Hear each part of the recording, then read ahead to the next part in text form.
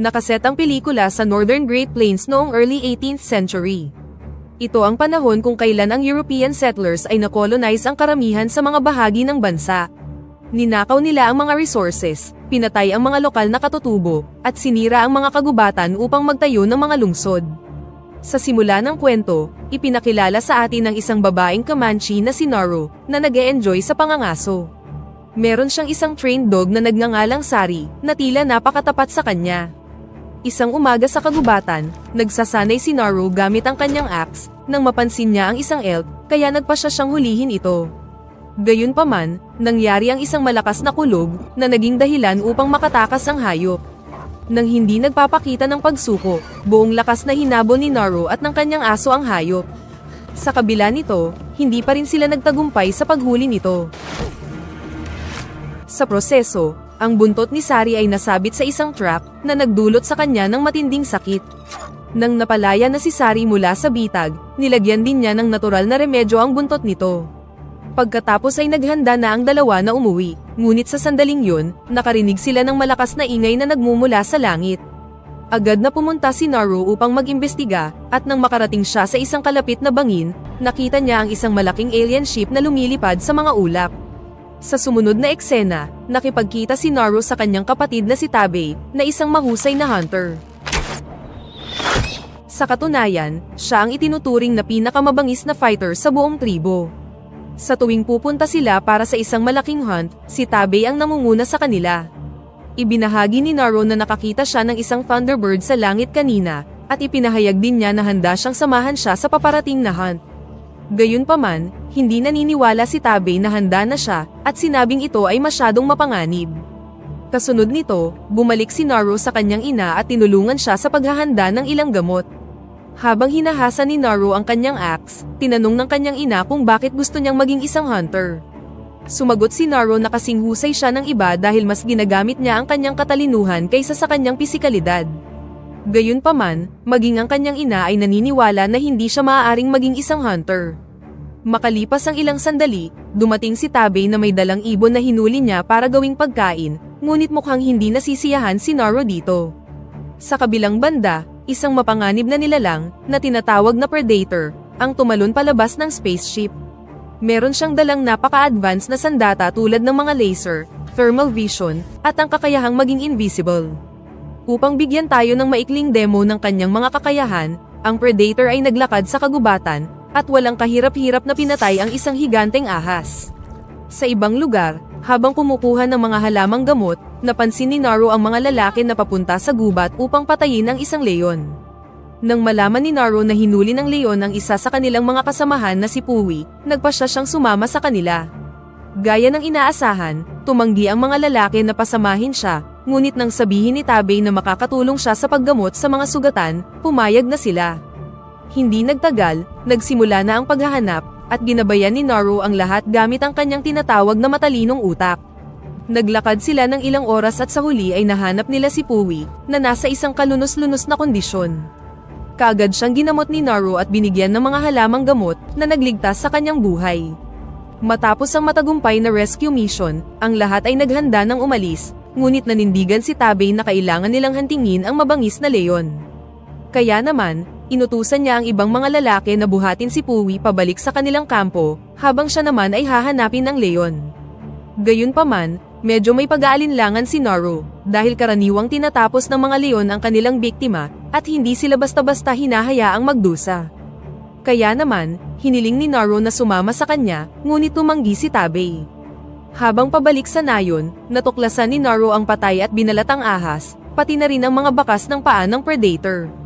Naniniwala ang ibang mga lalaki na ang footprint ay galing sa isang malaking oso, ngunit nalilito si Naro dahil hindi pa siya nakakakita ng ganito kalaking oso, na kung iisipin ay naglalakad ng patayo.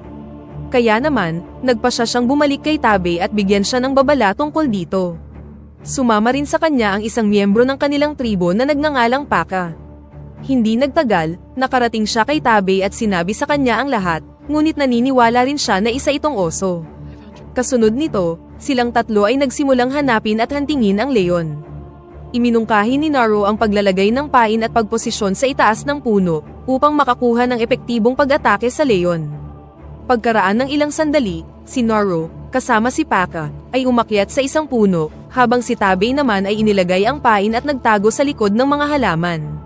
Gumana ang plano ng tatlo, at ang leon ay dumating sa lugar, ngunit sa halip na sundan ng pain, dumiretso ito patungo kina Noro sa itaas ng puno. Noong una, pinatay ng leon si Paka, at pagkatapos ay dahan-dahang nagsimulang lumapit patungo kay Noro. May hawak na sibat ang ating bida, kumpiyansa na kaya niyang ipagtanggol ang sarili, ngunit sa sandaling yun, napansin niya ang nilalang. Ilang sandali siya nitong na-distract, na nagpahintulot sa leon na atakihin siya at naging sanhi ng pagkahulog niya sa lupa. Makalipas ang ilang oras, nagising si Noro at natagpuan ang kanyang sarili sa kampo sa nayon. Lumalabas na iniligtas siya ng kanyang kapatid mula sa leon at iniuwi siya sa bahay. Samantala, dumating din si Tabei habang dala ang ulo ng leon. Ipinagmalaki siya ng lahat ng mga taga-nayon, kaya itinaas siya ng mga elders sa posisyon ng war chief. Gayunpaman, nanatiling kumbinsido si Noro na may iba pa sa kagubatan at nais na bumalik doon. Sinabi niya kay Tabei ang tungkol dito, ngunit hindi siya nito pinakinggan, at sinabi sa kanya na hindi pa siya handang mag-hunt. Dahil walang naniniwala sa kanya, nagpa siya si Noro na gawin ang mga bagay sa sarili niyang mga kamay. Kinaumagahan, si Noro, kasama ang kanyang aso, ay nagtungo sa kagubatan upang mag-imbestiga. Doon, gumawa siya ng lubid mula sa mga balat ng kahoy, itinali ito sa kanyang sandata, at ginamit ito bilang isang boomerang. Sa tulong nito, nagawa niyang manghuli ng kuneho, na niluto niya sa kagubatan at kinain kasama si Sari. Samantala, ang predator ay pinapanood ang isang lobo, na malapit ng sunggaban ng isang maliit na hayop. Sa sandaling mahuli ng lobo ang biktima nito, sinalakay at pinatay siya ng predator. Sa kabilang banda, patuloy na gumalaw si Noro para maghanap ng mga clue tungkol sa predator. Pagkaraan ng ilang sandali, nakarating siya sa isang lokasyon kung saan natuklasan niya ang ilang patay at binalatang buffalo. Nagulat at naguguluhan si Noro sa kung sino ang maaaring gumawa nito, dahil ang mga buffalo ay itinuturing na simbolo ng karangalan sa kanilang kultura. Sa tabi ng mga katawan, natuklasan niya ang isang tabako, ngunit hindi alam ni Noro kung ano ito. Nang matapos ang kanyang imbestigasyon, ipinagpatuloy niya ang kanyang paglalakbay hanggang sa mahulog siya sa isang swamp. Ang masaklap pa, lumalabas na ito ay isang quicksand. Dahan-dahan ditong lumubog si Noro, at tila halos mamatay na siya dahil sa pagka-suffocate. Ngunit sa kabutihang palad, nasa kanya pa rin ang kanyang boomerang axe.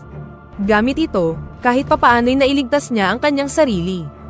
Pagkatapos ay nagtungo si Noro sa malapit na ilog upang linisin ang sarili.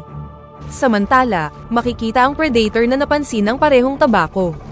Sa sumunod na eksena, natuklasan ni Noro ang isang malaking oso na kinakain ang biktima nito. Kahit na ang pinakamatapang na taga-nayon ay tatakbo palayo sa hayop na ito, ngunit may puntong gustong patunayan si Noro. Gusto niya itong patayin at dalhin ang ulo nito sa nayon bilang isang tropeyo. Sa kasamaang palad, sa huling segundo, nabali ang kanyang pana at napansin siya ng oso. Ngayong nabaliktad na ang sitwasyon, tumakbo si Noro para sa kanyang buhay at kalaunan ay nagtago sa ilalim ng isang beaver dam. Gayunpaman, ang oso, gamit ang kanyang hindi kapani-paniwalang pangamoy, ay nahanap siya. Nang malapit na siya nitong lapain, biglang dumating ang predator sa lugar at inatake ito. Pagkatapos ay naglaban ang dalawang halimaw, ngunit napatay ang oso sa loob lang ng ilang segundo. Nang masaksihan ito, natulala si Noro sa pagkabigla, at agad na lumangoy para iligtas ang sarili. Napansin siya ng predator, ngunit hindi ito nag-react, naniniwalang si Noro ay hindi banta sa kanya. Kasunod nito, nakarating si Noro sa dalampasigan kung saan nilapitan siya ng ilang lalaki mula sa kanyang nayon. Lumalabas na pagkatapos niyang mawala, inutusan ni Tabei ang kanyang mga tauhan na hanapin siya. Galit na ipinaliwanag sa kanila ni Noro ang tungkol sa kanyang nakita, ngunit walang naniwala sa kanya.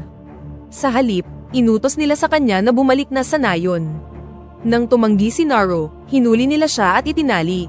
Samantala, tila pinapanood sila ng predator mula sa malapit.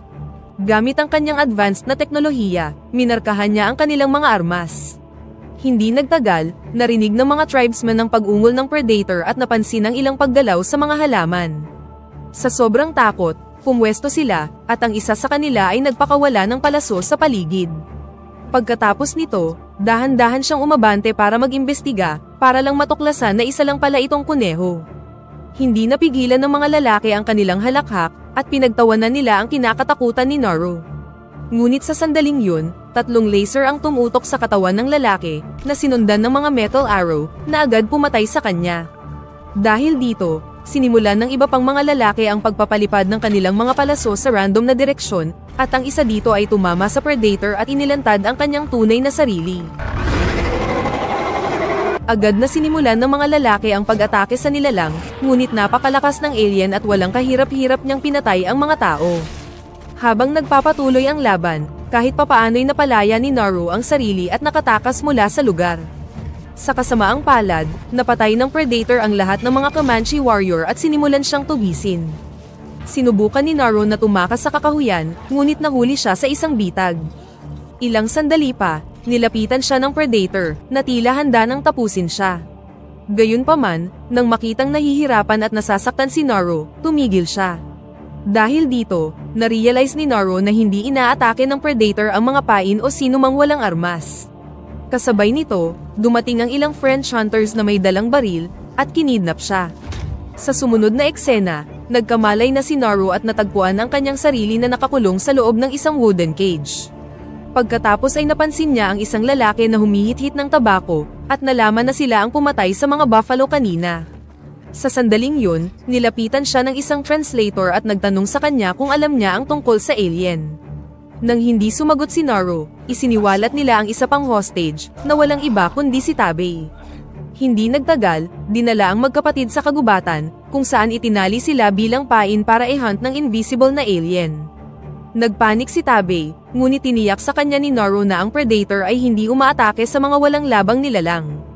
Gaya ng inaasahan, nangyari ang parehong bagay.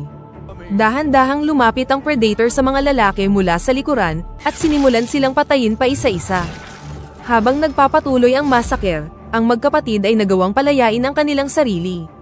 Nagpatuloy si Tabei upang maghanap ng kabayo para sa kanyang sarili, habang si Naru naman ay pumunta sa kampo ng mga French hunter kung saan nakakulong ang kanyang aso na si Sari. Nang makarating doon, pinatay niya ang mga natitirang hunter, gamit ang kanyang mga kahanga-hangang galaw.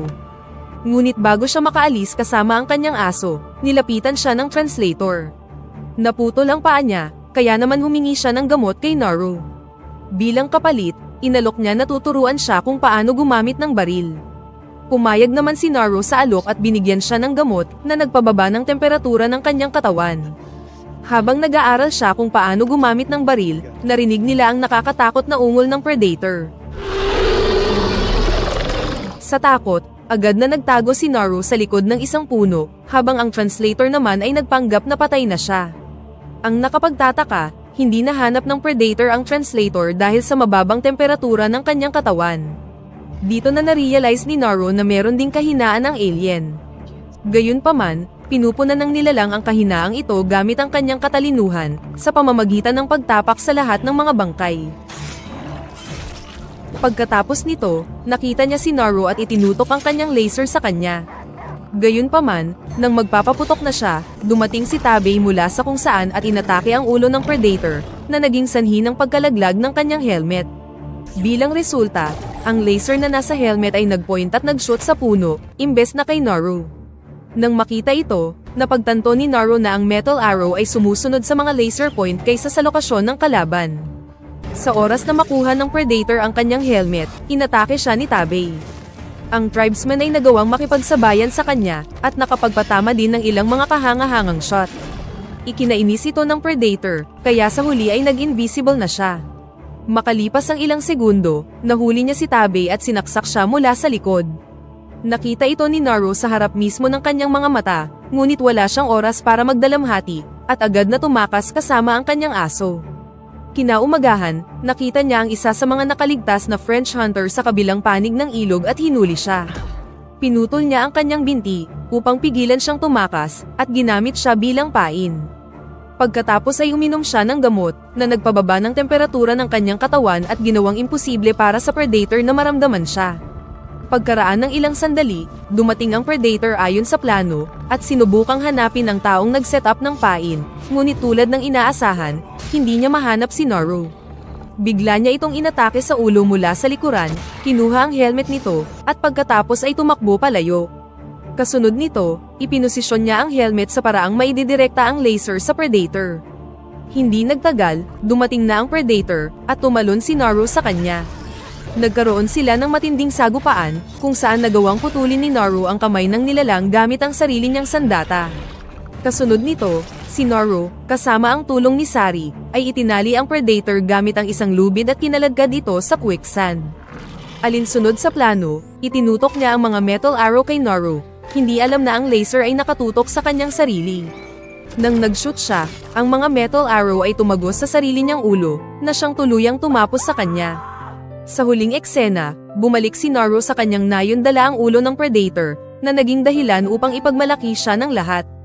Pagkatapos ay idineklara siya bilang bagong war chief, isang bagay na lagi niyang pinapangarap, at dito na nagtatapos ang pelikula. Pakipindot naman ang like button kung nagustuhan mo ang pelikula, at kung hindi naman, pindutin mo ng 2 beses ang dislike button para lang makasiguro.